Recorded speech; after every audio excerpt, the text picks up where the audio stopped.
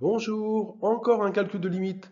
Sauras-tu déterminer la limite lorsque x tend vers 5 du quotient dont le numérateur est 1 sur x plus 2 moins 1 septième et le dénominateur x moins 5? Allez, mets la vidéo sur pause et je te propose ensuite une solution. Premier réflexe, regardez la limite du numérateur lorsque x tend vers 5 et la limite du dénominateur lorsque x tend vers 5, puisqu'il s'agit d'une fonction rationnelle. Le numérateur est 1 sur x plus 2 moins 1 septième. Lorsque x tend vers 5, on obtient 1 sur 5 plus 2, c'est-à-dire 1 sur 7, moins 1 septième, et donc 0. La limite du dénominateur serait la limite d'x moins 5 lorsque x tend vers 5, tout simplement égale à 5 moins 5, 0. Ainsi, il faudrait envisager le quotient 0 sur 0 comme limite, mais ceci est une forme indéterminée. Forme indéterminée qu'il t'incombe de lever en développant, en factorisant, en simplifiant, etc. Transformer l'écriture, parce que écrit sous cette forme-là, on n'est pas capable de déterminer la limite à l'aide des tableaux de somme, produit, quotient et différence. Transformons pour cela le numérateur, 1 sur x plus 2 moins 1 septième. Il s'agit d'une différence entre deux fractions, il faut donc les mettre au même dénominateur. Multiplions alors la première fraction au numérateur et au dénominateur par 7, afin d'avoir comme dénominateur 7 facteur d'x plus 2, dénominateur commun aux deux fractions.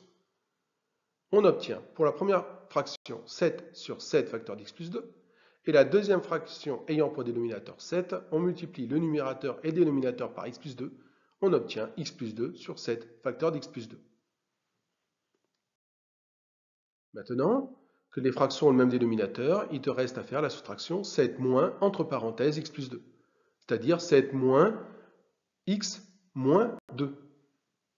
La fraction obtenue est 7 moins x moins 2 sur 7 facteur d'x plus 2, soit 5 moins x sur 7 facteur d'x plus 2.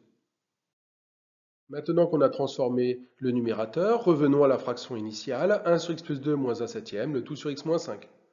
C'est donc égal à 5 moins x sur 7 facteur d'x plus 2, le tout sur x moins 5.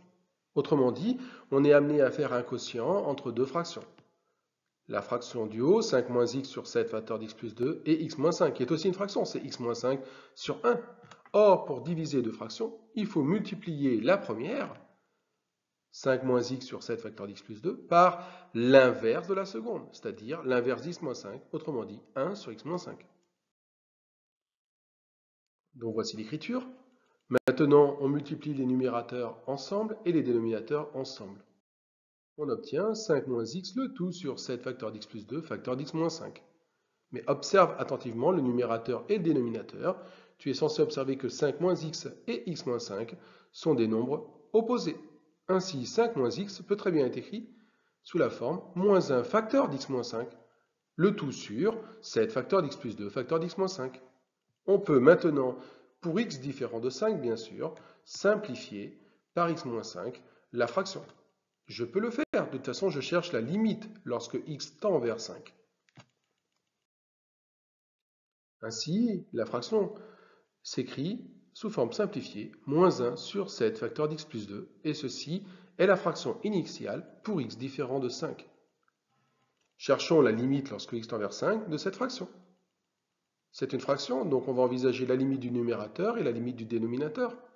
La limite du numérateur lorsque x tend vers 5, c'est-à-dire la limite de moins 1 lorsque x tend vers 5 est égale à moins 1. Et la limite du dénominateur lorsque x tend vers 5, c'est-à-dire la limite de 7 facteur d'x plus 2 lorsque x tend vers 5 est égale à 7 facteur de 5 plus 2, autrement dit 49. On peut conclure que par quotient, on a que la limite cherchée est égale à le quotient des limites, c'est-à-dire moins 1 sur 49. À bientôt pour une nouvelle vidéo.